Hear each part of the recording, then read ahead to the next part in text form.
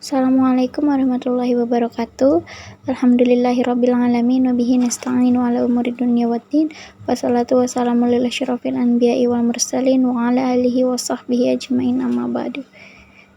Sebelumnya, izinkan saya memperkenalkan diri. Saya adalah Lutfi Apriliani, mahasiswi Universitas Ibnu Khaldun semester 6. Insya Allah saya akan menjelaskan mengenai kitab di atas tentang hari perdamaian. Bismillahirrahmanirrahim. Yaumul Islam. Walamma kanan nabiyyu fil khamisati wa thalathina min umurihi arada ahlu makata i'adata bina'il ka'bah li'annaha kanat qad tadarrarat min tufanil ladzi kana yughatti wadiya Makkah fi dzalikal waqti ta'awanat qabailu Makkah ma'a ba'dihal ba'di li'adati bina'il Ka'bah li'annahu kana syarafan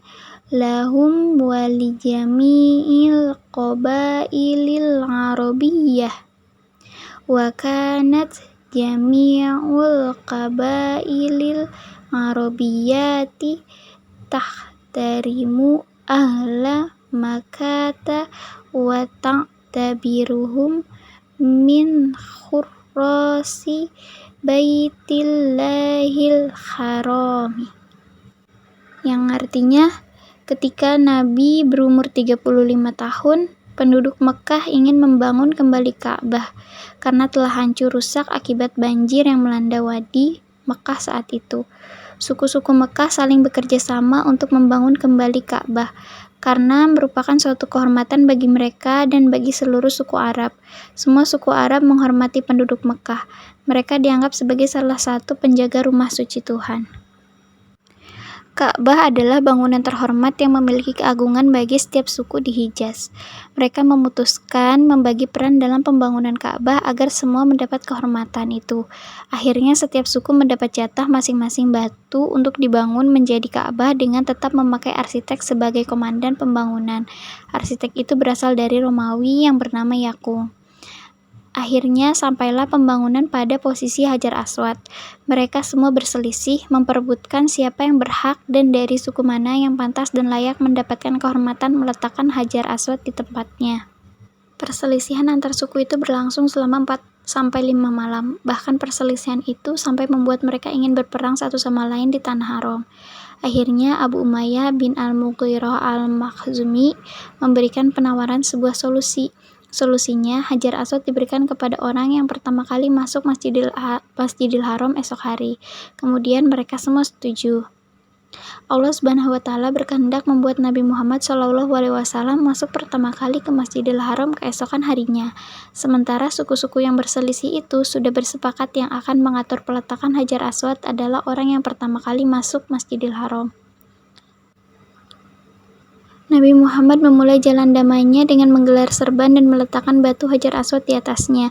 Kemudian beliau meminta pimpinan semua suku memegang setiap ujung serban tersebut dan mengangkatnya bersamaan sampai pada tempat Hajar Aswad yang semestinya.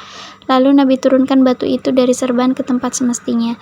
Semua kepala suku itu pun senang sebab mereka semua mendapatkan kehormatan yang sama dan adil dalam memindahkan Hajar Aswad. Padahal sejak beberapa hari sebelumnya mereka berdebat. Nabi Muhammad melakukan ini sebelum beliau diangkat menjadi Rasul. Beliau sudah pandai mendamaikan orang yang berselisih, pintar menenangkan keadaan dan tidak membuat masalah jauh lebih rumit, tapi membuatnya sederhana serta mengakomodasi keinginan semua. Ini adalah kepribadian yang memang dibutuhkan untuk seorang yang nantinya akan diikuti banyak orang, yakni kepribadian yang mengayomi dan tidak ingin menang sendiri, serta peduli untuk kemaslahatan orang banyak, bukan hanya kepentingan golongan sendiri.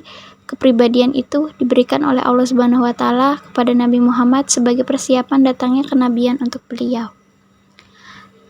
Baik, cukup sekian penjelasan dari saya.